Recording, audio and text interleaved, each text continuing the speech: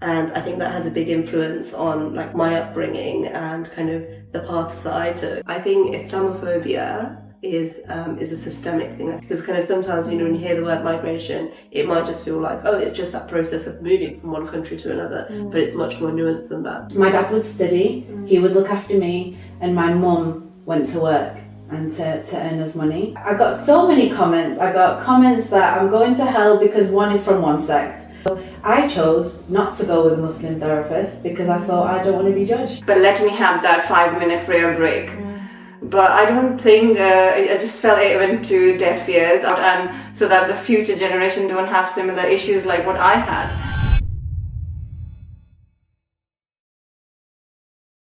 Assalamu alaikum Tanveen, thank you so much for joining me today. How are you doing?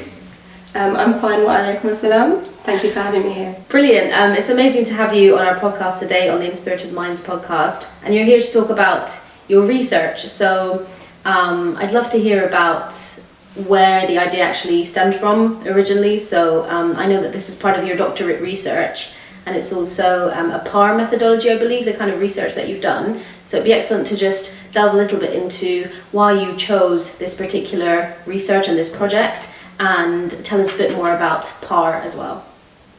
Thank you. Yes, I'd love to do that. So, as you mentioned, as a part of my doctoral studies at the University of Hertfordshire, I carried out a research project which panned probably the past 18 months, based on a PAR methodology.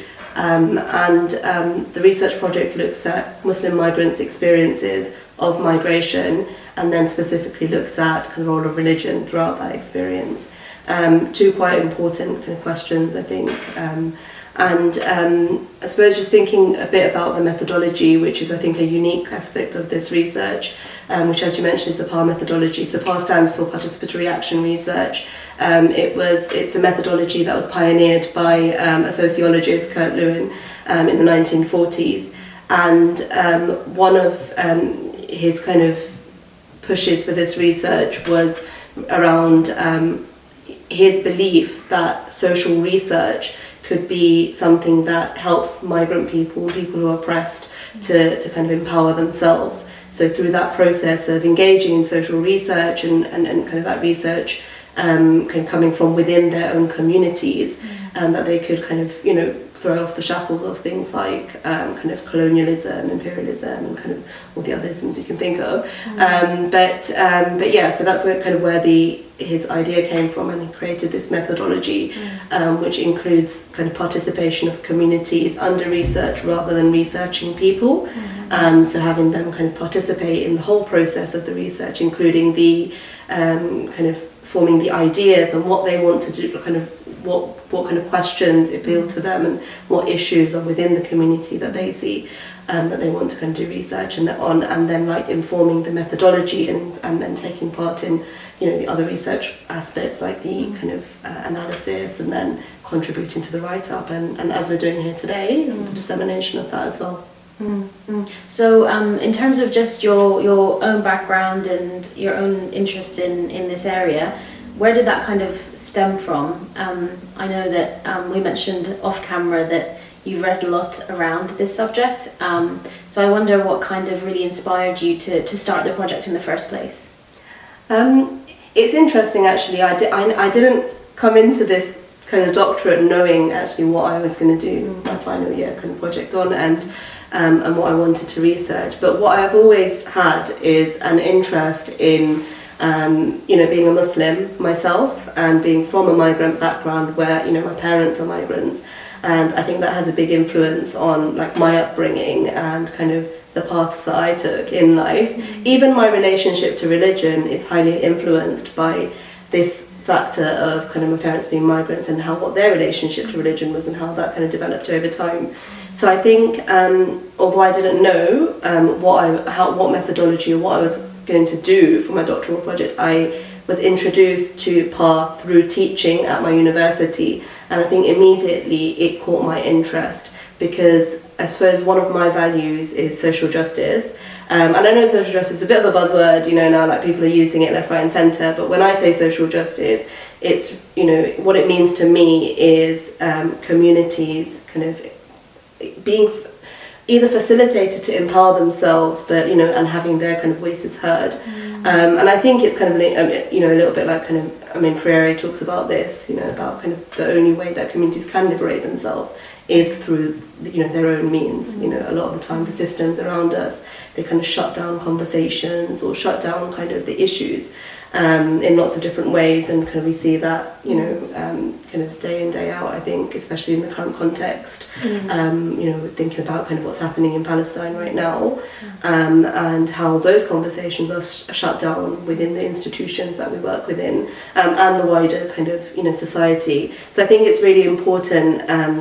This research methodology appealed to me for that reason, for its potential to kind of engage communities. Research academia, it is also a very, very difficult thing to kind of get into, from the community perspective. And that's why you see, like, for example, there's a lot of publication biases where only particular types of research will be published, and there's also, if viewers are interested, they can go and kind of have a look into that kind of thing. But I suppose the reason kind of I mentioned that is that we need to be aware of, like, how, this methodology, the potential it has, to include communities in a way that is not just tokenistic, but is actually something that can have some real impact and real change, as Kurt Lewin dreamed of. I'm sure later on we can delve into some of the actions or the conclusions that have come from your research, for sure. And I know that you've also put with your team a resource together from your findings as well. That would be really, really interesting to delve into, and ultimately how you have felt after this 18-month period, how you feel about PAR. It sounds like it's definitely something that's still up there for you in terms of a research methodology and going about things and empowering communities, but we can get into that.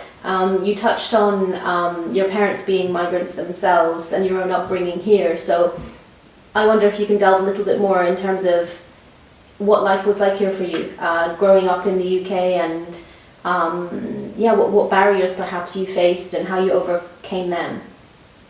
Yeah, sure. I think it's a bit sad. I'm trying to think back now. I'm interested to know, because your participants in the study would have had, I'm sure, lots of questions and reflections, but I wonder if you were able to do that for yourself, or was it very much your participants that were in that? Does that make sense? It makes sense. And I guess I think so. My background, I was born here, but my parents migrated here. So my mum is a second generation migrant because her father migrated here, when there's a lot of labour migration from the southeast in the 1960s, I think, around that time. But so my mum's a second generation migrant. My father, would be considered, I suppose, a first generation migrant, because he kind of migrated after my mum and as an adult, and his family was not, his parents were not here. So I consider myself a third generation kind of migrant because of that kind of experience. And I think if we're thinking about how did that kind of influence, how did migration influence my upbringing, I think it definitely has a huge influence. I think watching your parents try to navigate a system and then having a very different experience, because obviously I attended all the institutions here, so my understanding, and how I kind of developed, it's quite different, I think, to kind of home, and how quickly I think, my parents were able to grasp and, just kind of understand, like, the systems around them, because they're learning it all new. So I think there was a lot of, I think maybe, and I don't know, maybe people can relate to this, where it's quite different, being part of almost like two different institutions, if you like. So parents, expectations and kind of struggles and like trying to understand what's going on, and like understand a new place, and then, what you can learn kind of in the schools and kind of that kind of process, which is kind of quite different, I think.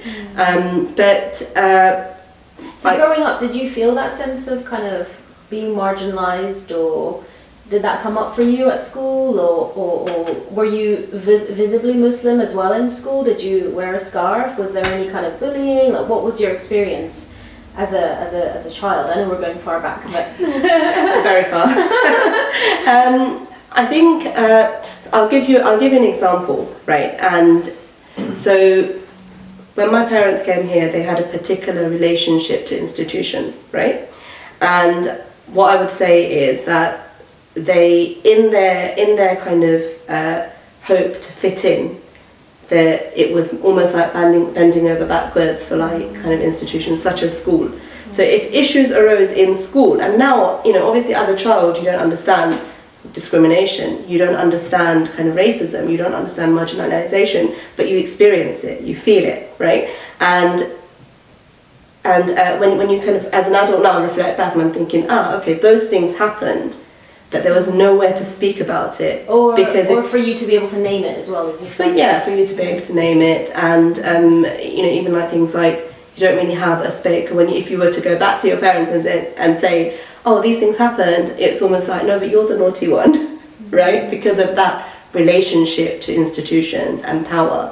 And I think and I think this is it's quite interesting. I think, you know, reflecting back on it as an adult, you know, at that time you might just have felt unheard, and you might just have felt like, I'm not important, and then that goes and becomes your self-worth, right? But then when you reflect back, like now reflecting back as someone who's gone through the process of studying psychology, studying sociology, thinking about, you know, society and systems and how they work, and like, you know, embedded kind of racism just within these systems.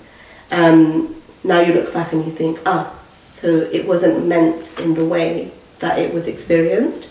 Like, it wasn't meant to dismiss, but it was just that, maybe just that relationship between, you know, that parents had. Yeah, perspective is an amazing thing. And, Exactly. and as you grow up, I think as you perhaps just go through life and have your own life experiences, whether it's maybe more towards the traditional of getting married and having children as well, then as well you can understand your parents so much better. I feel like that's what I'm hearing from you, that you've been able to understand your experience as a child, perhaps through having your own children. So thank you so much, Tanveen, for being so candid and reflecting so openly about your childhood there, and talking about your parents and your sort of lens with which you see the world now. I wanted to also ask a little bit about your experience, perhaps through university and then maybe into the world of work as well. So what was that process like for you, whether you want to talk about university or maybe the world of work, and barriers or difficulties or challenges that you felt you've had as a Muslim? I think it's really important for us to touch on that.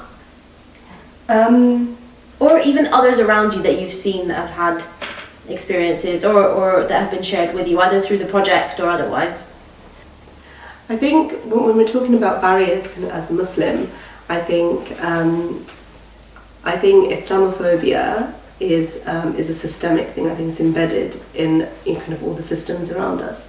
I think, you know, Tariq Yunus does a lot of kind of research and a lot of talks around this. So I'll definitely kind of just plug, you know, that in here, because I think it's really important to kind of understand not just what's observable, but what are the constructs underpinning our experiences. So certainly as a Muslim, kind of within any institution I've been in, whether that be work or whether that's kind of universities, I think definitely kind of there's been microaggressions, and I think it is to do with, you know, like just maybe like just kind of negative religious tropes and propaganda and like mass media and politics, and like all of that is kind of, I think, you know, really kind of intertwined. So I think for me, like, you know, experience even kind of within my kind of own institution, you know, right now I think, you know, especially with everything that's going on in Palestine, I think there's been a lot of silencing, there's been a lot of kind of, we can't talk about it, we can't talk. But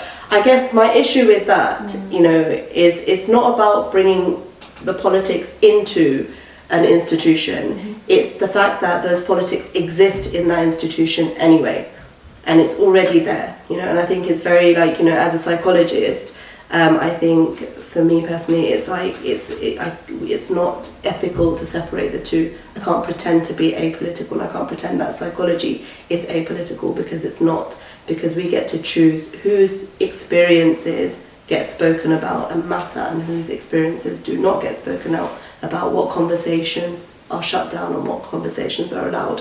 And I think, definitely within kind of workspaces, I think, and kind of in university, I think, that's been something I think I'm more and more aware of as I reflect on my life and my experiences. So yeah, I think I'm on your question now. And it's making me reflect as well, and I've shared before on the podcast just having the courage and the empowerment to, for example, a simple thing at my workplace, to just go and pray, and we have a sort of dedicated meditation room where I work, and having, again, feeling empowered that I can say to my team, I'm going to go and pray, see you in a little bit. Even that for me has been a big step. So I don't know if you've had experiences or seen other people who've had experiences of feeling like they couldn't say that because of whatever, and maybe some of it is going back to how we feel about ourselves and how worthy or important we feel, and how worthy and important our religion is to us, and actually being proud of that, and saying we are Muslim and loving that about ourselves. And I don't know if you've had anything similar. I mean, I think it's hard, isn't it? Because I think so I think kind of the society we live in is a secular kind of liberal society, and I think, and the reason I mention that is what one of the kind of main factors, is the separation of religion from other areas of life. So religion is a very personal thing. You keep it at home. We don't talk about it. We don't kind of have it in other spaces. And I think what that does, the difficulty of that as migrants, as Muslims, it erases parts of our identity that cannot be separated, should not be separated, if we are to accept that as Muslim we are as fully human as anyone else and have rights, right? So there's religious kind of rights, there's human rights, and I can't tell you them off the top of my head now, but and I think it's really important, for us to know what those rights are, but also understand that even within that framework, you to be fully seen, as a Muslim, and to be accepted. And by accepted, I don't mean accepted as in now you need to accept, everything about me and you need to believe it. It's more about that space is there for you to be kind of who you are, and you to be able to fulfill your identity in whatever way. And I think we, a nice kind of a great finding from this research, but also from the systematic literature review I did as a part of this doctoral project, which actually looked at specifically, we had 41 papers that that I reviewed alongside a supervisor, and one of the findings was about the diversity within the Muslim community in terms of kind of faith, practice, and things like that. Now, Muslims are often painted as a homogeneous kind of like community, and actually there isn't. We have so much diversity within us. So one example I'll give you is right in a workplace. Some people may pray, some people may not. But if someone who wants to pray, they say, I want to pray, you will usually hear, but that person's Muslim and they don't pray, so why do you need a prayer room? And actually what that is that's homogenizing, because one Muslim is not the same as another Muslim. And I think there is so much diversity kind of within that, and I think that's something very important for us to consider. It's one of the things I write about in my write-up, and inshallah once it's published, people can read that, and I think it's really important to get that out there, because I'll tell you one of the things, the function of homogenizing a community is to dehumanize them. So it's political, it's not apolitical as might be purported like wherever, but it's political. So it's kind of if you dehumanize a whole community, then you now have the power to put them under state surveillance. You now have the power to make draconian policies and laws around migration. We've seen a very recent bill, Rishi Sunak's come up with now, sending people off to, was it Rwanda? So anyway, I've got my opinions on that, but we don't want to talk too much about that. But I see, that's what it does. That's the kind of right process, I think, and I think it's important for us to understand that. So Tanveen, from your research, what are some of the common experiences that you found that migrants were experiencing? Well, in the research, we asked two kind of key questions. So one explored how Muslim migrants kind of spoke about their kind of experiences throughout the process of migration, and the second question looked at kind of the impact that religion had, or the role religion played in their lives, throughout that process. I just want to kind of say that when we're talking about migration, we're not just talking about the process of moving from one place to another. Migration, when I'm speaking about it, covers like pre-migration, which speaks to kind of the decision to move.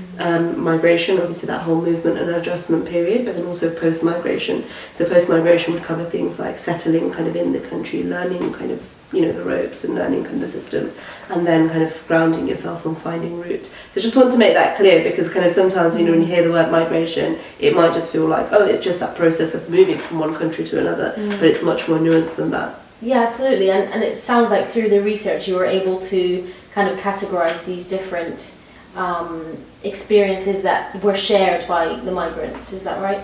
Yes, I would say so. I think the kind of, I think if we were thinking about what's like the common experience maybe of someone who migrates, of course there'll be some differences, but I think if we were to kind of like capture a snapshot of what that process looks like, I think certainly think about like what are the first steps. So when someone kind of first decides to come here, like I was talking about that kind of pre-migration period, and then those first steps kind of, in the UK, obviously my research was looking at people who migrated from their respective lands to the UK. So we could be thinking about then what experiences did they have while they were here.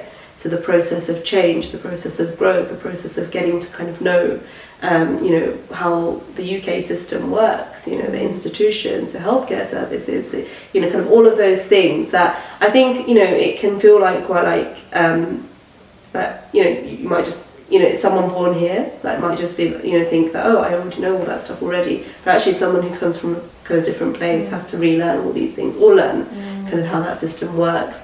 And I think another kind of key thing, I think, in that process is, kind of as we talked about kind of change and growth, and we talked about actually through the process of migration and that post-migration period where you get settled kind of in a new country and you kind of start understanding the systems and start becoming embedded in the fabric of that society, what changes and what growth happens then. So one of the things I think from our research is actually a lot of people reflected on how relationship to religion changes, but also understanding of religion, because sometimes people are kind of in communities, kind of in their respective lands, and it can be a bit of a closed community. It can be a bit like, kind of religion mixed with culture, mixed with other things, and then it can be a bit closed, and it can be a bit kind of habitual or ritual, if you like. But then coming and meeting kind of diverse Muslims in, other places, it can change even like the relationship to religion and what aspects then become important or not so important, or new learning. And I think that was one of the things I think that really kind of came out. Also kind of, I think that, there's a bit of research around how migration or having parents who've migrated impacts on the development of children. So kind of, and one of the things is kind of, it's related to kind of like that dissociation or like that experience of I guess growing up with parents who are in survival mode, because sometimes that's what it's like. You're kind of struggling to survive in a new place, often without support networks, often isolated from family, often kind of experiencing things like marginalization and maybe not even sure why, while you're just trying to live, right? So I think, just coming back to that kind of change or growth, like, that the experiences of, maybe kids who migrated with their parents or were kind of in that phase of beginning, like the start of migration and the start of settling in, might be quite different from kids that come later, kind of in that same family. And I think that's something for us to think about, when we consider like things like, like even like psychology, mental health, services, support, things like that, that available in the community. But for us to understand that, just those nuances, the subtleties, and like, the differences, I think, as well. I think, and as part of like that first question, I think, I think one, like a finalizing kind of experience might be kind of that process of rooting yourself. I mentioned kind of, once you've migrated and you've stayed in a place and you've become a part of that society, what that then does about, you know, how that changes your identity, I suppose, and how you now identify as a person, as a diaspora kind of person who's now, not rooted, not so rooted, or maybe still rooted in your kind of host country, not your host country, so your native country, but then also a part of the host country. So what that feels like. So I think that's something that we found in, kind of in relation to that first question. Absolutely, and I think it sounds like the research allowed you to sort of cover comprehensively that experience as well. So I'm sure if our viewers or listeners wanted to know in more detail some of the experiences and maybe those themes that came out, they can read about those in your research when it's published, inshallah.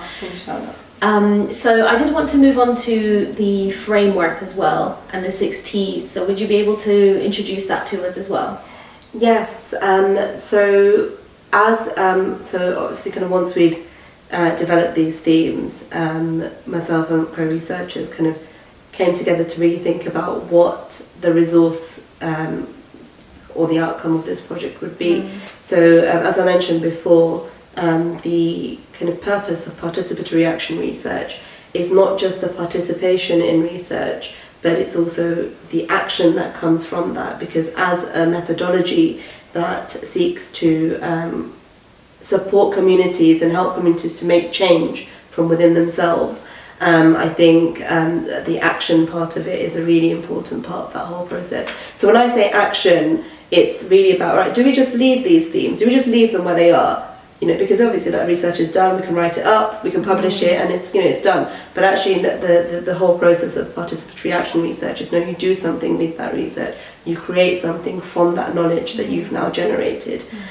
So the action that we, after a lot of I think consultation and thinking about, do we want to make a resource that we hand out or give to, maybe non-Muslims. So that was one of the considerations, to support with understanding the experiences of migrants, or do we want to, target something at the Muslim community and think about diversity, or think about building more compassion within the community. So there was lots of different ideas, and I think as we were talking, with all these kind of diverse ideas, I think what we kind of came to in the end was a framework that helps the community to kind of build connections within themselves and to have these conversations about what is needed, what's next, how can that community now rebuild connections and rebuild trust.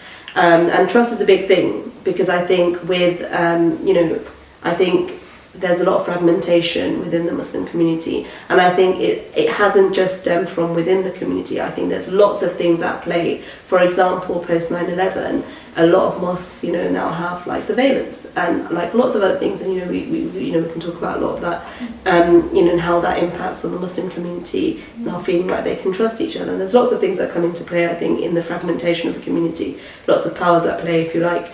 But I think with this framework, what we wanted to do is we wanted to kind of get back, not just to get back to values and those Islamic principles, because another key finding of the research was that actually Islam and its values play a really big role in people's lives and in informing, helping them to traverse challenges and trials, and that really was a key kind of aspect of I suppose our second question, which looked at what is the role of religion. So one of the roles of religion is to help us navigate those experiences through those Islamic values. And I think another thing we reflected on was the moving away from not moving away so much, but not just having that ritualistic kind of understanding of Islam, but also having that values-based understanding of Islam, where actually your character now changes, the way you communicate with others, the way you relate to others changes, and the way you see society changes through those values. So in our framework, we ended up with, we called it a Framework for Flourishing Community, a 6 T's framework, and each of these T's, or in Arabic Taz, right? They would actually they kind of are a different kind of word, or a different kind of action that the community can take in isolation or all together in order to start that process of rebuilding connections and rebuilding trust and kind of moving from, I suppose, where the community is now to some, kind of a better place where, there can be more of that compassion and empathy, but also, maybe conversation, around social issues and how to do that as a community. So Tanveen, tell me more about the framework that you and your co-researchers have developed, because I understand that it can be applied in so many different settings, and it also goes back to fundamental Islamic values. So it'd be excellent just to hear each one, and you tell us a little bit more about each part of the framework. Yeah, I think the best way to kind of take you through the framework is maybe just go like part by part. So as I mentioned, it's kind of a 6 T's framework. So each of the T's, it reflects kind of an action or change that we can make within our kind of settings, like whatever our context is. And like you said, kind of related to kind of Islamic values. So I'll go through the first one. The first T is takallum. And what that means kind of in English is conversation. And I know that it can, it might seem like a very simple idea, but I think it's kind of often like the most simple ideas are the ones that make the most change. So I think the aim of this concept is to encourage communication between people kind of within like the community. And I think that's been lost for, I think, a number of reasons. So, some of that is maybe a kind of mistrust within the community that's been perpetuated by, kind of all the kind of surveillance and structures in place. But then also I think there is like an individualism that seeped into the community that is not, I don't think, is not organic to it. So I think when we're thinking about Islam and thinking about kind of how it's something, it's meant to bring people together, through Islamic kind of values, through care and compassion and mercy and all of those things that we might know of, but actually may not kind of practice as much. And I think there has been a big shift. I think in some communities you see more of the Islamic kind of ethos and values play out, and in others you don't see it as much. But certainly I think, through that process of migration, I think, it's something that that is even more important, because often when people migrate, there is a loss of community and support networks and resources that may have been there kind of in whatever kind of context they were in before. So one of the the kind of aim of the concept is kind of to promote a safe space for people to fill that with their stories, their experiences. And it could be quite important, what that space kind of looks like as well. So is it that this safe space is, an informal space of a group of people kind of talking, candidly about kind of their experiences, and how do we make that safe space? And I think conversations can occur like in different contexts. So some people may like to start with conversations within the families, but I think we're also aware that, sometimes families don't feel like safe spaces, for lots of different reasons. We could go into that. But I think, it's just kind of naming that actually sometimes it may feel safer to speak with a group of people who are like-minded, your friends, or even kind of in other kind of settings. So as a community aim, one of the aims of conversation, or that kind of specific kind of concept of takallum, and applying that could be creating these spaces where conversations can take place.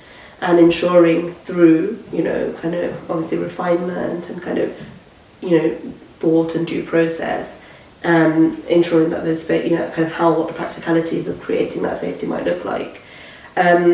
So the second kind of thing kind of in that framework is something called ta'aruf, which is it's kind of becoming acquainted with each other and starting to know each other. And I think the aim of that concept is around introducing oneself to different people, getting to know people. And I think we've really lost that. I don't know if this is like a British thing, but often even if you get on the train or like wherever, you would not make eye contact, or you would not want to kind of know about people's kind of lives or stories. And we have a bit of that, maybe that kind of stiff like upper lip, or something where actually there is something like one of this kind of, I suppose, going back to kind of the Islamic values, is about kind of trying to understand kind of each other, knowing each other, and kind of understanding like where people stand.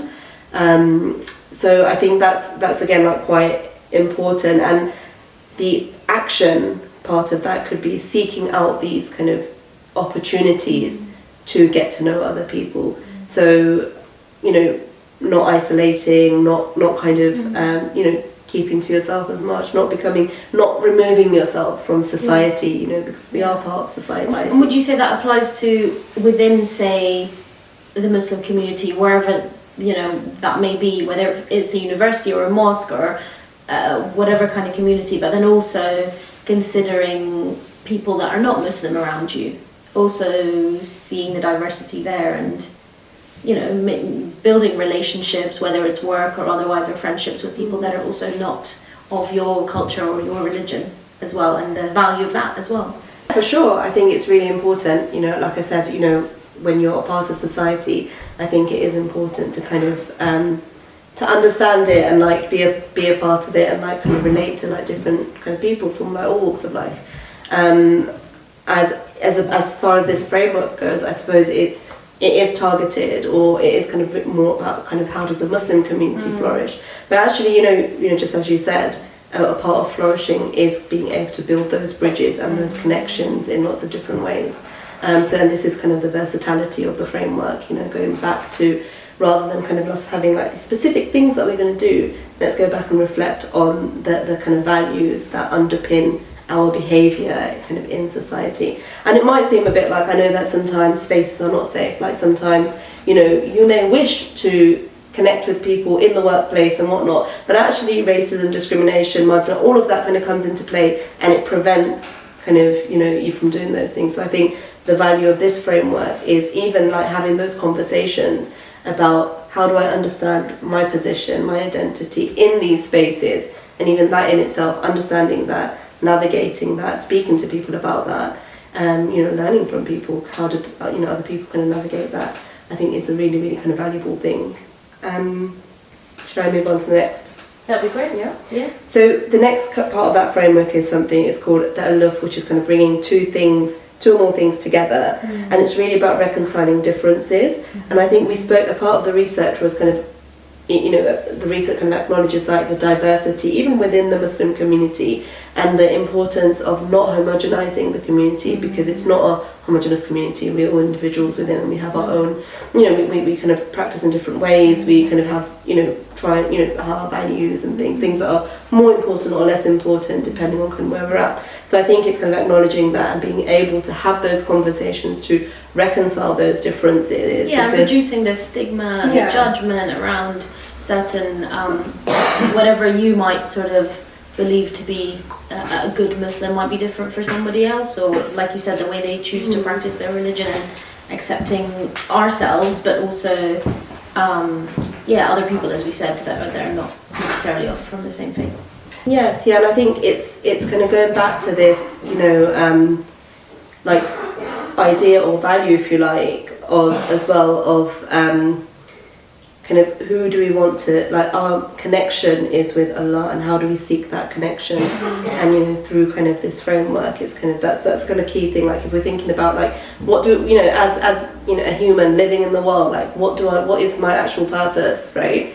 And I think just like you said, like that judgment, it creates barriers. It creates barriers to like people kind of, you know, living alongside each other, I think, and like not, you know, because I think it's also important, you know, to kind of acknowledge that, you know, in kind of in this way. So through this framework, I think it's about reconciling differences. An example of that might be things like looking at different ways to approach things, looking at the strengths and kind of limitations that we all have, and letting that kind of be, like, you know, because as it is, if that makes sense. So Tanveen, going back to the 60s framework, could you quickly go through each one for us and tell us how they link to fundamental Islamic values?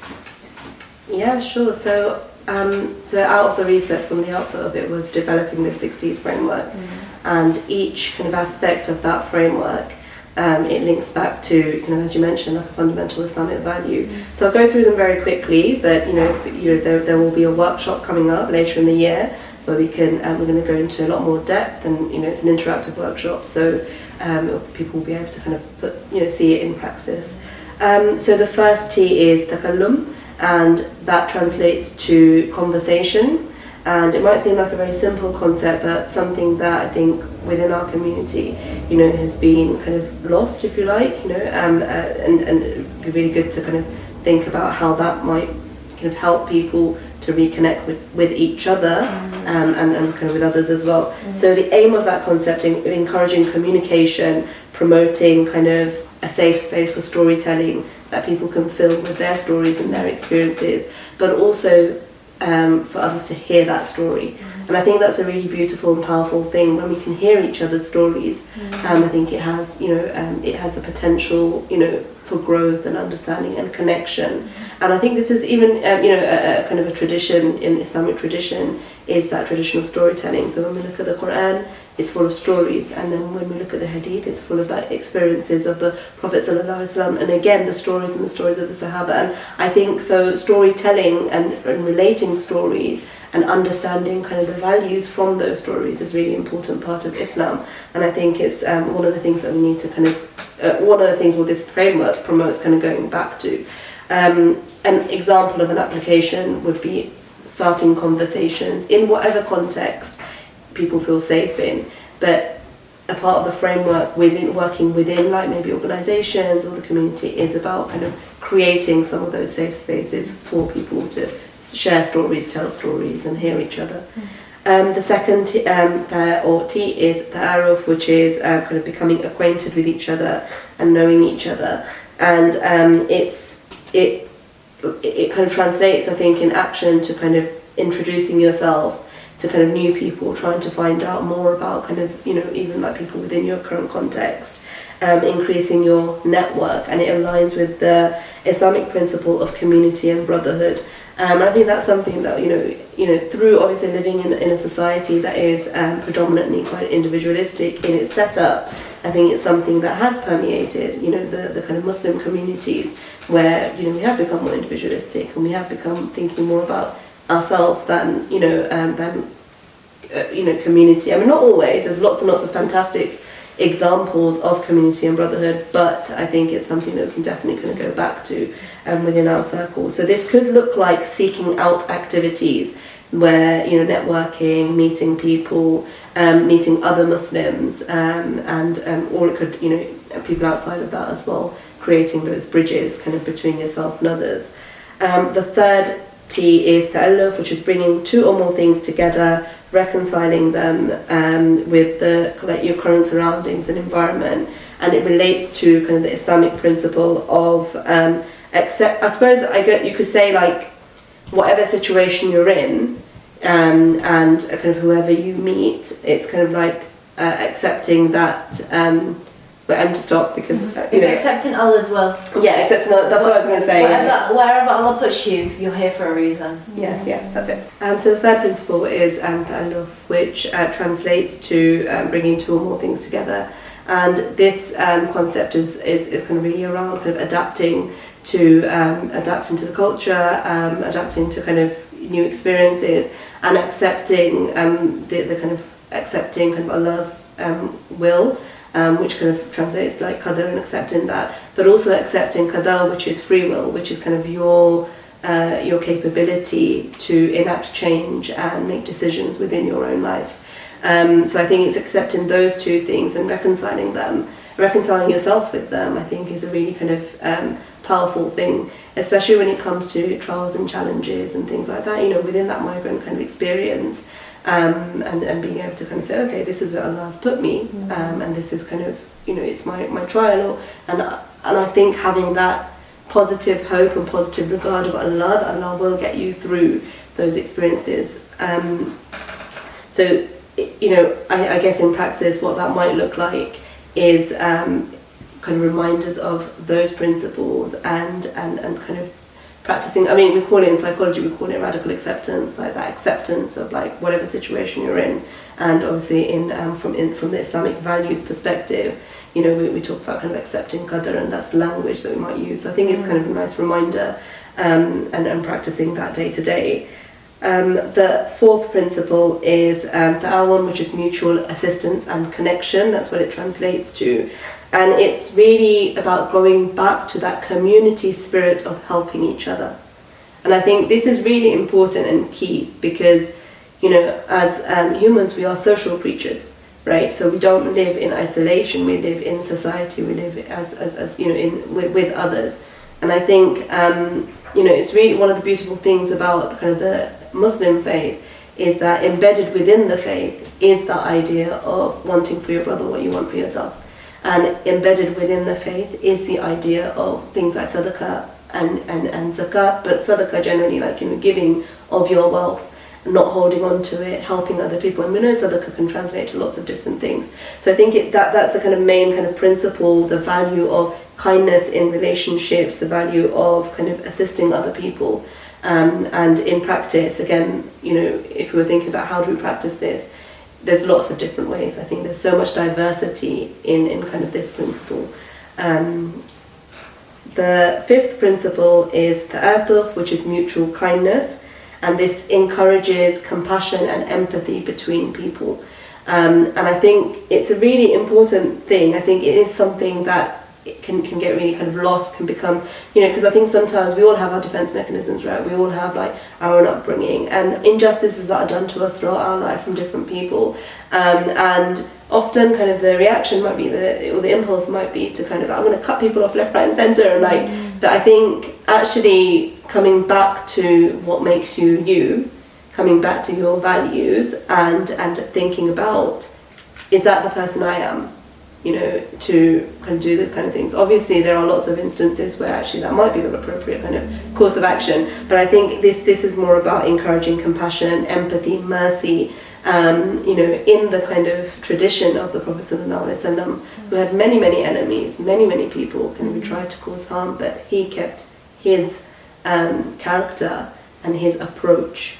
You know, it was, you know, consistent. And I think it's coming back to that. Can we have like a consistent mercy and empathy, you know, whatever that might kind of look like. I think in practice it could be like seeking to improve oneself. You could be thinking about like communication styles or how to kind of think about healthy boundaries. I think it's something that's kind of missing, I think, in a lot of like, you know, our communities and circles. So that kind of thing, that self-reflection and like kind of doing things with justice. In our relationships and within the communities. I think that's really important. And the final T is actually ta'alluq, which is a genuine and close and attached relationship. And for, I guess, the difference between that and other types of relationship is, again, the values that it's based in. So through our connection with others, we seek connection with God.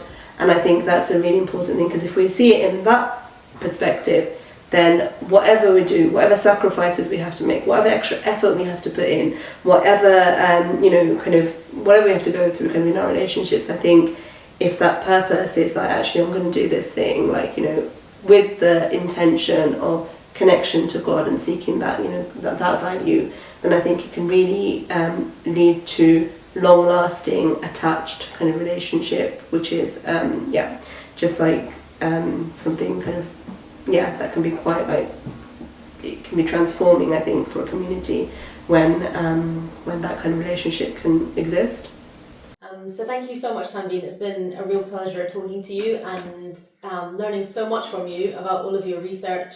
And I really hope that our listeners or viewers are encouraged to look more at the research that you've done, especially at the findings and in terms of the framework that you've come up with, trying to perhaps implement that either on an individualistic level or perhaps within their own families or communities or groups that they're a part of. I think it really can lead to some really positive changes for our community. So I wondered if there was any lasting kind of message or something that you wanted to say to whether it's migrants or the people that do end up looking at your research and finding and reading about what your work was. I think obviously with this research, it's like one of the ways that it's unique is kind of involving people kind of within the migrant community to not just take part in it, but develop and kind of be a real active kind of part of the research. I think I would encourage, like, you know, other people in the community, to engage in research if they get the opportunities. I think I also speak to kind of my peers and my kind of academia and kind of institutions as well to kind of consider kind of PAR research, consider funding it, consider kind of how to make it practical and how to make it non-tokenistic within their institutions. Because I think that's really important for us to continue to do this type of research that doesn't make people into participants to observe, but involves them and their views and their kind of experiences and the diversity and the knowledge that they bring. If that makes sense. So I think it's just really important, like kind of on all levels, really. Yeah. I think we've also got our kind of workshop on this framework coming up later in the year. I'd encourage people to kind of join to find out more. I've given a very kind of like, just an overview, if you like, but, I think the workshop will, talk about kind of the framework in detail, but also have lots of practical exercises and ideas that, people can take away and like engage within their own circles. Yeah, and of course one of the ways that you are acting one of the principles in your framework in terms of conversation is coming on our podcast, so thank you very much again. Thank you. At Inspirited Minds, we're proud to be working with Our Future Health, the UK's largest health research programme. Our Future Health is designed to help health researchers find new ways to prevent, detect and treat diseases. Already, over 2 million volunteers have joined the programme, making it the world's biggest resource for mental health research. When you join Our Future Health, you're asked to share information about your health and lifestyle, including answering questions about your mental well-being. Health researchers can then use the information to better understand how and why different diseases develop and find new ways to tackle them. To help all kinds of people, Our Future Health needs every kind of person. The programme is building a community of volunteers that reflects the UK so that future discoveries benefit everyone. Together, we can help everyone live longer and have healthier lives. Find out more about Our Future Health and sign up today at ourfuturehealth.org.uk. Assalamu alaikum, Amna. Thank you so much for joining me on the Inspirited Minds podcast today. How are you feeling? Alaikum assalam. I'm good. I'm not gonna lie, I'm a little bit nervous with these cameras on me, but yeah, I'm good. Amazing. Don't be nervous. We're just going to have a chat, a conversation about you and basically your journey to the UK. I'd love to hear about when you came, perhaps a little bit why your parents chose to come here. And I know that you were very, very young when that happened.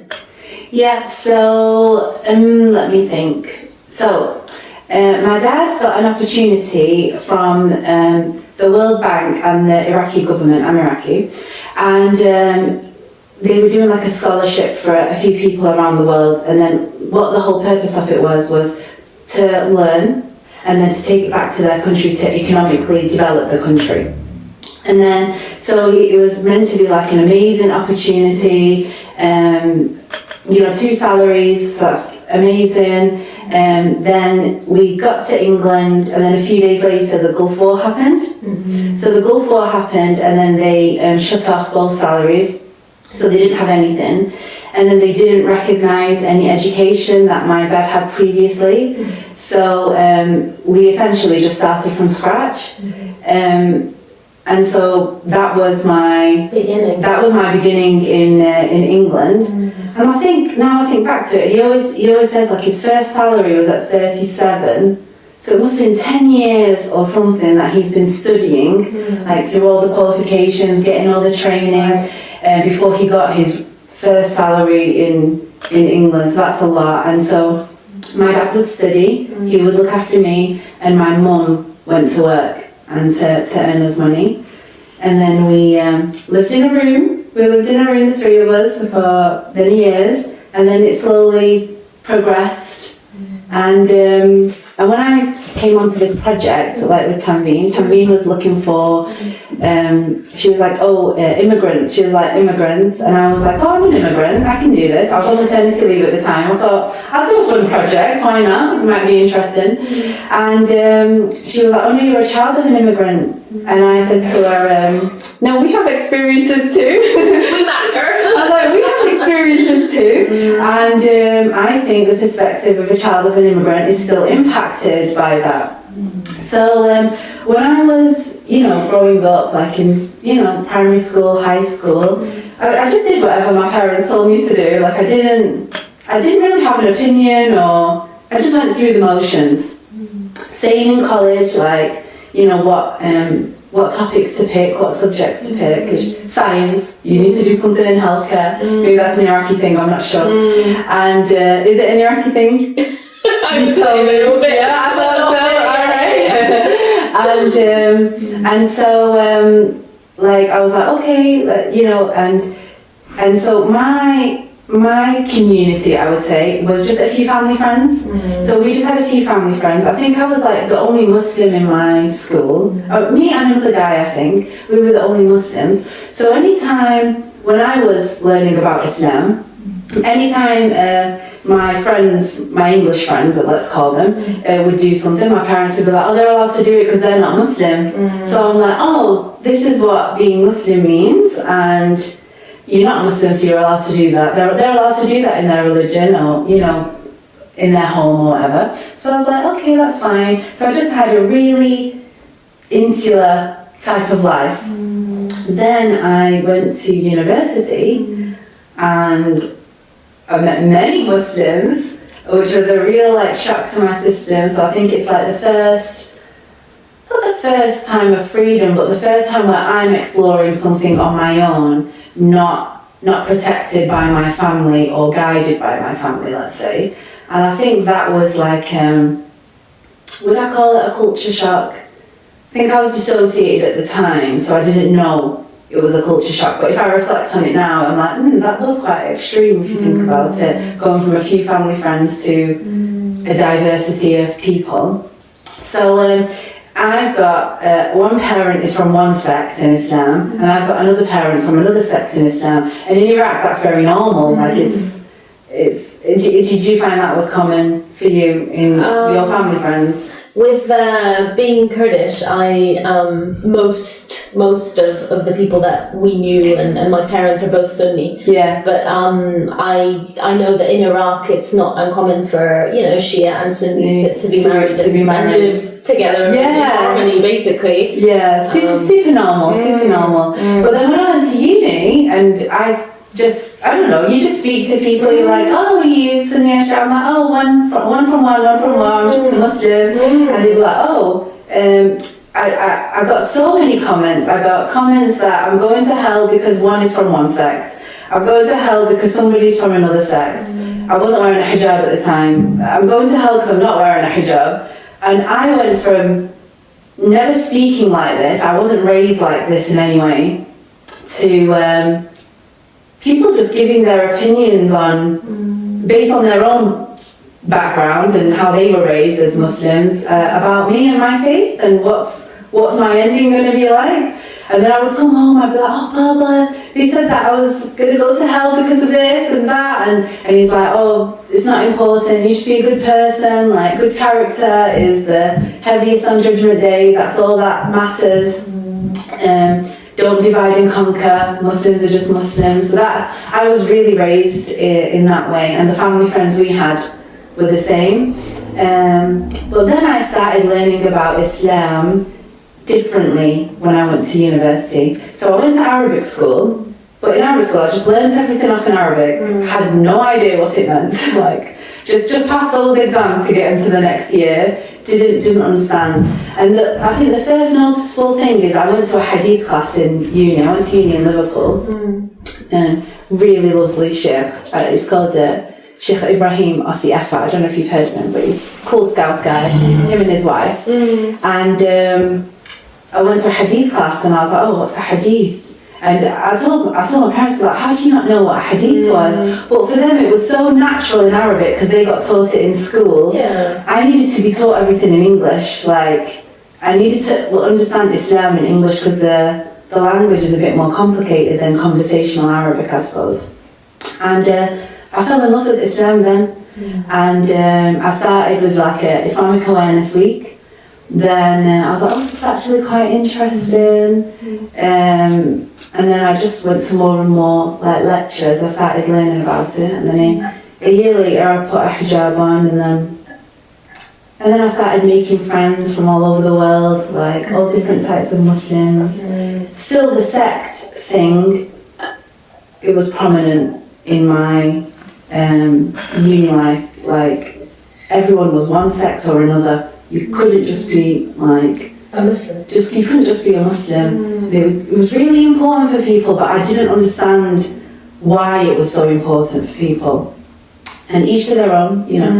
And then when I wanted to wear a hijab, it was the opposite. It was shocking that I wanted to wear a hijab. So maybe I used to be like a party girl, and that was okay in my family. Like we had parties with our family friends and stuff. And then I went from listening to music and dancing and all of this to putting a hijab on, not wanting to listen to music, not, you know, the phase that you go through when you first like enter religion, I suppose, the sweetness of faith, you go all in. And that was I think really shocking for my family to understand. And you know, 9/11 happened and all of that, and I think they were worried about me. They're like, hijab attracts more attention than taking attention away. People, and it's true, you know, not it's true, but people noticed me more when I wore a hijab versus when I wasn't wearing a hijab, which I found very, you've got a different target audience in a sense, like maybe other people notice you and then a new set of people notice you.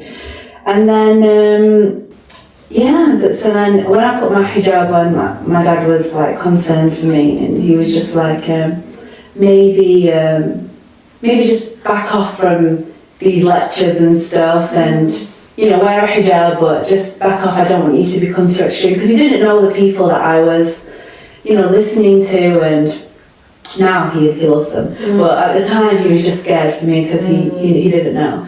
And absolutely loved uni. That was like, it was just, I felt like that was my time that I met Allah, if you know what I mean. Like, it's very, very dear time for me. Then I left the area that I was at Union, and then came back home, and then looked for another community. And that community was just not the same. It was just not the same at all. And you can't expect different communities to be the same, but that maybe theirs was more on rules and regulations or specific knowledge versus the way I was taught Islam. So in Liverpool, it was really about love and purification of the heart, and it was just about you improving yourself. It didn't look outside at anybody else.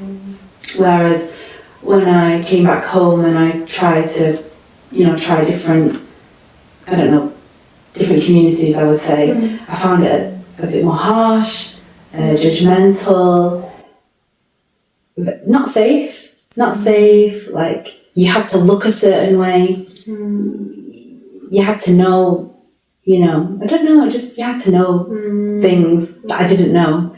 And it was shocking if you didn't know something, so it wasn't, I just didn't feel very comfortable. It wasn't very open, and I feel safe in like open, warm places, you know? I do. So yeah, what else? It's so interesting to hear your journey, and just the way that you have explored Islam as well, and your journey through the faith as well. But I wanted to dig a little bit deeper in terms of when you were on maternity leave and taking part in the research. Yeah. What came out of that for you? Because I know there would have been lots of reflections that you might have had. What came out of it for me was, I think where I was after maternity leave is that I didn't have many Muslim friends. I've got a lot of non-Muslim friends, but I didn't have many, I don't know if you call it practicing or not, but I don't know, or religious, or I don't know. I just didn't have a big Muslim community of my own. And then I think what was the advert for, tanveen? The advert for, we're looking for immigrants and to share their experiences. And I thought, I'll share my experience, why not? I think I wanted to show that my problems weren't with non-Muslims. The issues that I've been having have been with Muslims that have like scared me from the faith a bit more, if you know what I mean. That has made me take a step back. And the people that I meet, or like I'm a therapist, so like the clients that I have, it's more feeling outcasted from the Muslim community, and they're trying to navigate this relationship with Allah and this religion and feeling a bit left out. We spoke earlier about how you're aware of some people that want to seek therapy, but they choose not to go with a Muslim therapist. Yeah. So I chose not to go with a Muslim therapist because I thought I don't want to be judged. This was before I became a therapist. So I was like, I don't want a Muslim one, and they might judge me or they might make me want to think a certain way. And I wanted just full-on exploration about how I think and why I've been thinking the way I've been thinking, and why I am the way I am. And that's what our faith is. It encourages questions and finding your own meaning and understanding. And individuality. Whereas I found in some communities, it's about being it's about being in the collection. Collectivist versus individualistic. And it was about if you were a bit different from the majority, then there was something wrong and there was criticism on you. Whereas I think my personality, or what I really value, is I really value people being themselves and people having their own connection with Allah in however way they want it. Because you go through phases, don't you? Like, the nature of the heart is to change. So you will keep on changing. And the way I was a Muslim when I was at university looks very different now. I've got a child. Versus different than when I was a child. Like your relationship with Allah is different at each point, and there's value in different parts. Absolutely, and I think especially as Muslims, we go through that journey and we constantly are struggling with accepting ourselves. And then if you have other people externally not accepting you as well, imagine how much of a struggle and how difficult that is, because you're already struggling to accept yourself. Then you have other people that are also not accepting you. It's just going to make it so much worse. Yeah, and I think I've been really thinking about this. I was thinking about collectivist cultures versus individualistic cultures, and maybe in a collectivist culture like the Middle Eastern culture, the safety is within the collective. So when you are an outcast, they're scared of it. Maybe they're scared of it, or maybe they didn't get that freedom, or they didn't have that permission to express their faith in that way. Why are you allowed to express it in that way? Everyone's got their own, way of doing it. So yeah. So other than the things we've talked about already. Oh, sorry to interrupt you. I just wanted to say this one thing actually. You said something and it reminded me of. I went to this talk once, and the sheikh was saying, everyone just expects us to be angels. So we're meant to be striving, to be of the status of the angels, but we're not angels. So, when we're judging someone from the outside, it's like we're trying to look for their negatives instead of allowing them to flourish in their own time with what suits them and something that's genuine and sincere. And I just feel like when you're forced to be put in a box or you're meant to look a certain way, I don't know what's going on underneath. It's just the outside. So superficially, to me it means nothing, because Allah knows. Absolutely. And I'm just thinking now of what we mentioned earlier off camera about maybe some of the learnings or the framework from this research project that you've been a part of somehow being useful to parents as well, because imagine all of this box situation that we're talking about applied to a child, and then their experience of Islam and what that could lead to potentially for them. It's hard for me to conceptualize it as a whole, so I can only talk about my own personal experience. So I think for me as a mother now, I'm thinking about what community do I want my son to be in. So for me, I love that Liverpool community. So I'd be like, you know what, maybe I'll take him to Islamic school in Liverpool because I really like that there. But I would like to see what's that community like now. Is it open? Because I like it when everyone's from every country, from every culture, but the one thing that binds you together is like your love for Allah, and you can express it and look however you want, but it's just the values and the just kindness, I suppose. Absolutely. The character of Islam, I would say. Yeah. For me, the character of Islam is like, I would love that to be embedded in my son.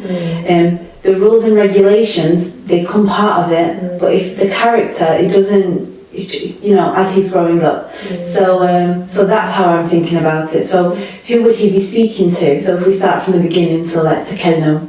So that means the parents that I'm speaking to, I would want them to be nice people. They would be listening to him also. They'd be respecting him. Also, like the next one. So we've got takallum, then ta'aruf, so getting to know each other. Am I right, Tommy? Am I right? Yeah, you just, you know, so getting to know someone. But when you're getting to know people and you're speaking to people, do you feel safe? Are you respecting your boundaries? Do you have some boundaries? And that's okay. Not everyone is for everyone. You don't have to chat to everyone. It's just who you connect to. Then you get a bit closer. You become acquainted more. A relationship starts to form. And then you notice each other's differences. So that's ta'alluf, like, but you accept it. You accept it, like, oh, this person's like this person's like this. That's okay, because everyone can be different. And then after that, what's after ta'alluf? Ta'awan. And then ta'awan, you help each other. So for example, you'll have a strength and that'll be my weakness. Oh, like me now, forgetting it. I'm asking my friend over here to tell me, and she's helping me, like, oh, this is where we're up to. So ta'awan, we help each other, and that can be as superficial or as deep as you want, whether making dua for someone and they don't know, or just helping someone with just a kind word or a smile, or, you know, just uplifting them in their day. And then you've got ta'atuf. So ta'atuf, where you're building a more emotional connection, you become a bit softer, that attachment. I feel like ta'atuf is like, it's a bit close to ta'alluq, like a bit more love in it. Like I feel it gets a bit deeper, it's more emotional, you care for each other. And this is what I would want for him. I would want for him to, you know, be around nice people from all walks of life, respecting everyone for how they are, but for him to understand, well, what do I like, what do I not, how do I feel about this, I can take this, I cannot, I can leave this, I cannot. But that's his exploration in growing up, his exploration with the world, and his exploration with his relationship with Allah, and that's my process. And maybe when he's older he probably won't want any of that, and he'll say, no mama, but for now this is my aspiration. And I see that framework, how it does that, it builds bridges. And I feel like the more you know, maybe the more you understand. So we can have knowledge, but on a deeper level it's like, well, what does that mean? What's that understanding? And then after that understanding, I think people have more compassion. When I understand more, I've got more capacity for compassion, and then I think that can go a really long way we're in a harsh time, aren't we? It's a very harsh time, and I think we lack a lot of like mercy and compassion. Like a bit of sweetness is all right, you know. Absolutely. Couldn't have put it better myself. So it sounds like this research has been great for you personally, but also the fact that you've been able to be a co-researcher, to really take part, as Tanveen said, and not just be a participant, but be an active member of, within this project of coming up with ideas and how you're going to kind of move forward and come up with a resource. So I just wanted to commend you on the work, because it's been amazing to learn about it, and I'm sure you put in a long time to it. So it's been really nice, you know. And I think I was reflecting when I was reading Tanveen's write-up of it, that we became a little community. So we're all from different countries. So it's like, I think Bangladesh, India, Yemen, Iraq, Saudi Arabia, Kenya, and so all those different nationalities going through migration with similar experiences, and then working on something together to benefit all types of communities. And I found that really beautiful, and I became friends with them, which is really nice. And just it was really lovely. I really I felt grateful to be part of it, because I think I had a real fear of working with Muslims. Like I think my experience has been so harsh and so judgmental that I had a bit of a fear like going into it, but it was just, everyone just respected everyone. Everyone was just so like, not open in terms of their own boundaries, but just open for ideas, open to working together, not judging the other person. It was just lovely. It was just such a beautiful environment, and I was like, I love working with these people. It's so nice, like really nice traits, and that whole process is what we want for this framework. Does that make sense? Yes, like absolutely. finding your tribe, finding your people. So your community doesn't need to be your ethnic background. Your community doesn't need to be your sect. It doesn't need. You just find your own that go with your values, that you resonate with, that you feel safe with, and then that just makes people feel better. Amazing. Those are amazing takeaways. Thank you so much for sharing all of that, and I'm sure that our listeners and viewers will benefit, inshallah. Yeah, inshallah. Thank you. Take care. Assalamu alaikum. Thanks, Sana. Nadia, thank you so much for joining me on the Inspirited Minds podcast today. How are you feeling? Good, thank you for having me here. Alhamdulillah. It's amazing to have you on. You're another participant of the project, and I'd love to hear about your migrant story and actually how you arrived in the UK. Take it away. Sure, thank you. So I migrated for marriage because I got married to my husband, and then I migrated here, and I was in the middle of doing my degree when I was back in India. And so my focus was to finish my degree, and so as soon as I got home student status, I got into full-time degree, and this is where I felt like I had my first biggest challenge as an immigrant. It was not so much the language, because I was used to studying my syllabus, everything was in English back in India, but it was more faith-based challenges. Right. And there's many faith-based challenges I had to kind of come across to be able to practice my faith. I had issues with prayers, I had issues with shaking hands, I had issues with being bare below elbow, so loads of different things. So I will share some of them with you now. So one of the things which I found the hardest was not being discouraged to do my Asr prayer, because I was on placement and it was winter time, and the prayers are very close to each other, so I couldn't do outside my working hours, and I had to do it within my working hours, and I was completely discouraged. I was said that you can't pray, you can't take this break, and in my because I didn't have much resources, I didn't know the country so well, I didn't understand the people around me so well, like what is the best way to negotiate or put my viewpoint forward. But I knew in my heart that I can't compromise on my faith, I can't compromise on my prayer. Prayer is an obligatory duty for me to perform. So it doesn't matter, it's a placement or whatever. I mean, I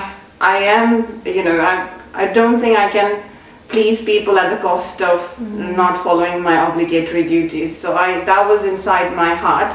But I was very scared. I felt very lonely because I wasn't, I didn't have my family around. I was living alone, like in a shared accommodation with other non-Muslims, and I felt a mental burden because I didn't know how to convince them to understand that allow me to pray. So I tried to negotiate in my style, probably my Indian style. I tried to tell them I'm happy to do extra 1 hour, half an hour of overtime at the end of the day, but let me have that 5-minute prayer break. But I don't think, I just felt it went to deaf ears. I don't think I was felt heard. And another thing was that I felt like pressure to change the way I was practicing. So they they brought in my university tutor, and she came to speak to me, and I wasn't expecting her, and then I was concerned, like, what would it be? Am I failing my placement? What is happening? And then she said that, you can't have this asr prayer, you can't do this asr prayer. And I think, like, what if I had to go to toilet? Like, I would need 5 to 10 minutes. I just need 5 minutes, couple of minutes to perform my prayer. So what if I had to go to toilet?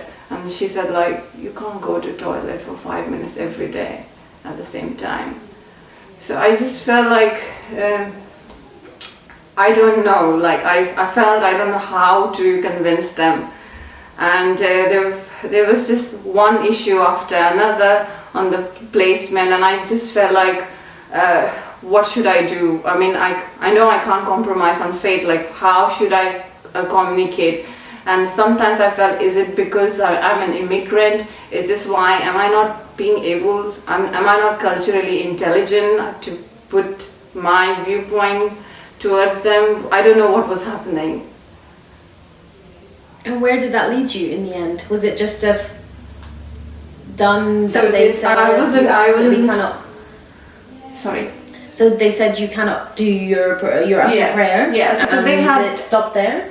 They tried to convince me. I think they tried to say, like, oh, you can, other students don't, there's a nursing student, they don't do their asr prayer, they pray in their lunchtime. And I said, that's a different time of prayer. And I think sometimes the non-Muslim colleagues and community, they don't know that we have set times for different prayers. We can't just pick and choose parts of our religion and, just do it the way to just fit into our lifestyle. We change our lifestyle according to our faith. So I think I didn't know the right way to kind of put my viewpoint forward, but I knew that I'm not going to miss my prayer for sure.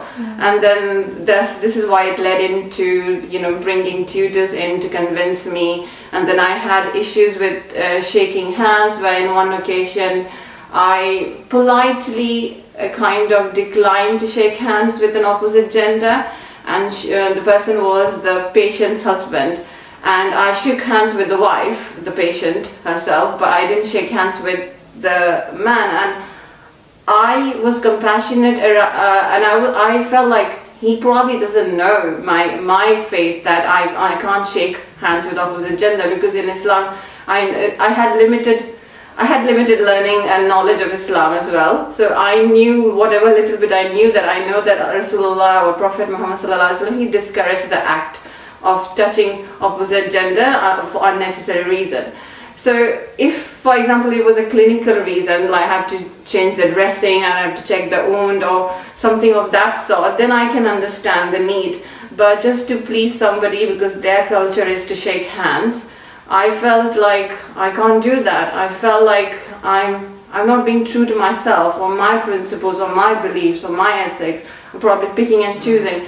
So I was that emotional turmoil or struggling, like what should I do? What should I do? Like being a Muslim and being a migrant together, it was just a little bit tough to kind of find the right course or the right solution at that time. Sure. No, thank you so much for sharing your difficulties there with me.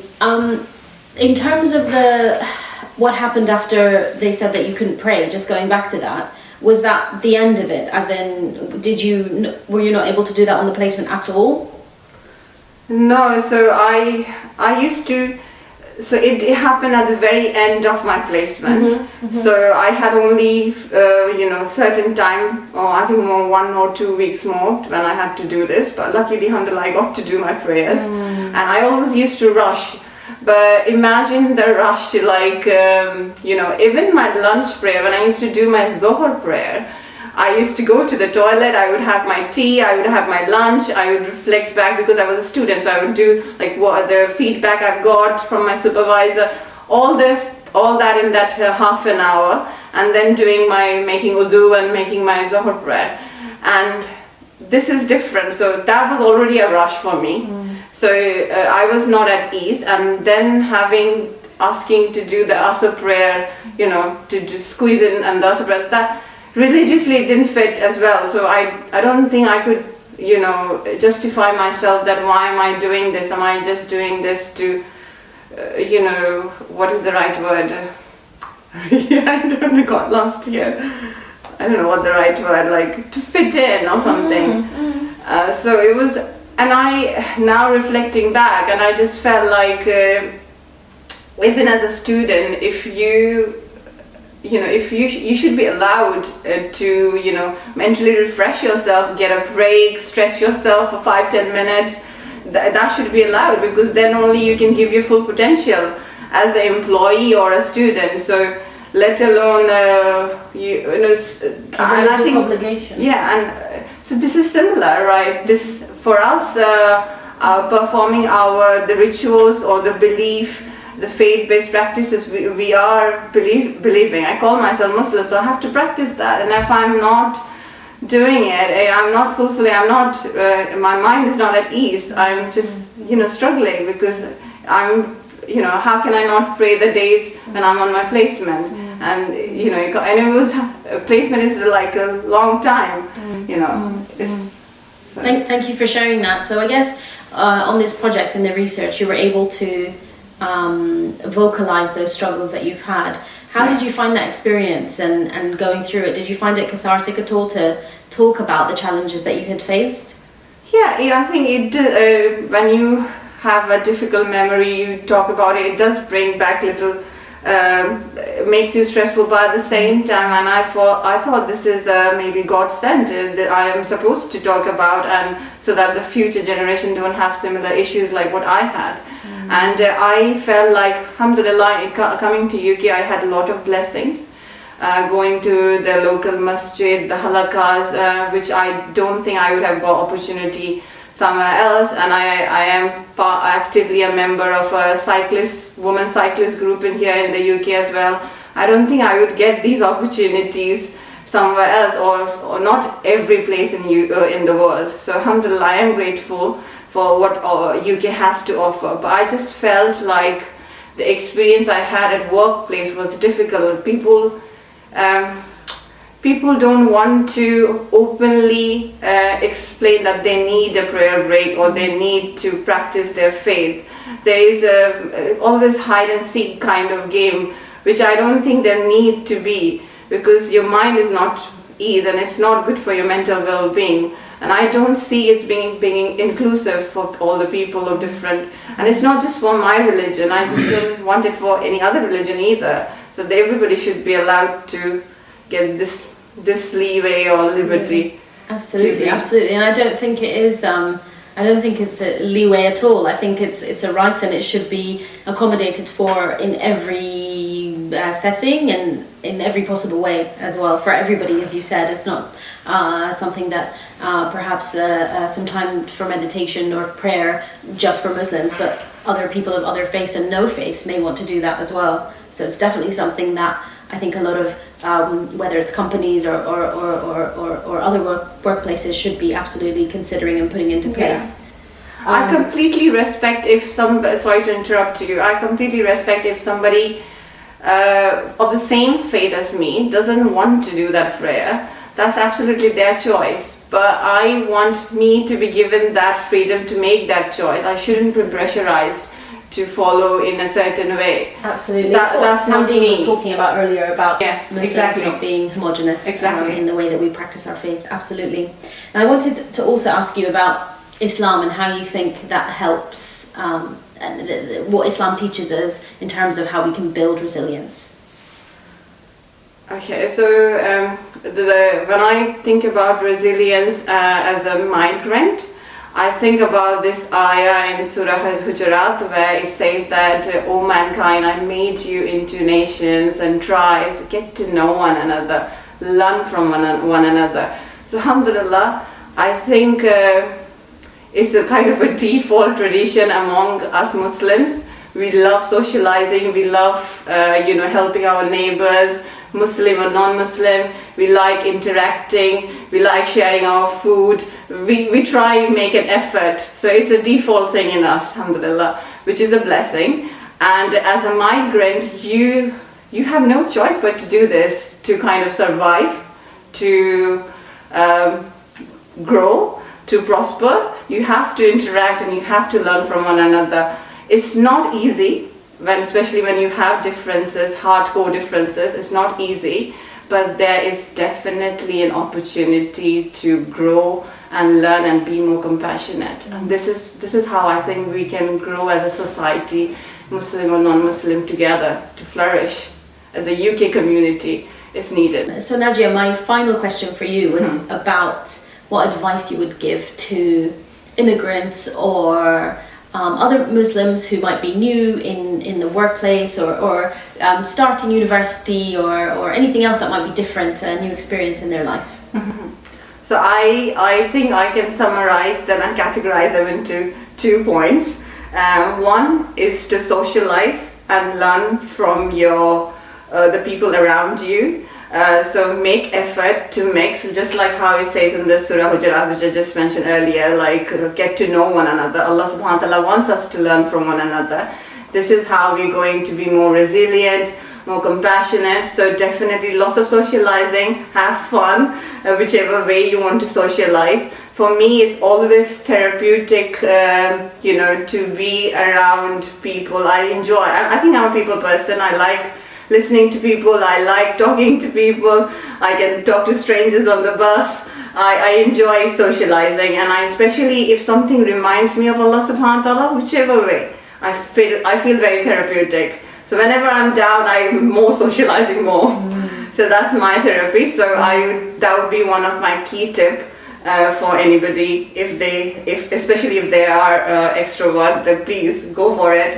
And the second thing I would say is be yourself, be the authentic yourself. Don't try to compromise, especially on your hardcore beliefs, your faith, your religion. You don't need to. Allah subhanahu wa ta'ala made the religion in a holistic way. If something is not happening in the way Islam wants it to, you need to pause back and reflect. You don't need to quickly just confirm, or you don't need to quickly change yourself to adapt. So be yourself, and I think come out of your comfort zone when you need to help other people, but don't try to just change yourself to please people. These are 2 different things, and the people often mix them up. Pleasing people and changing yourself, your beliefs for them, and coming out of your comfort zone to help somebody. Islam encourages coming out of your comfort zone to help somebody, but not to just change your belief system every time you want to please somebody. So they should be separated. Be your authentic self. Amazing. Thank you so much. It's been amazing talking to you. Jazakallah khair.